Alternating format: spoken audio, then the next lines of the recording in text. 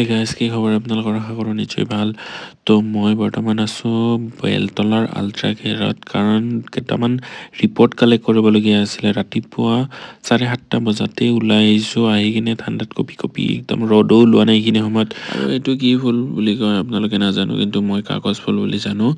আৰু মায়ে কিবা কৈ আছে, আৰু বাহিৰত আমি ওলাই আহি একদম গৰম গৰম পুৰি খাম বুলি ওলাই আহিছোঁ।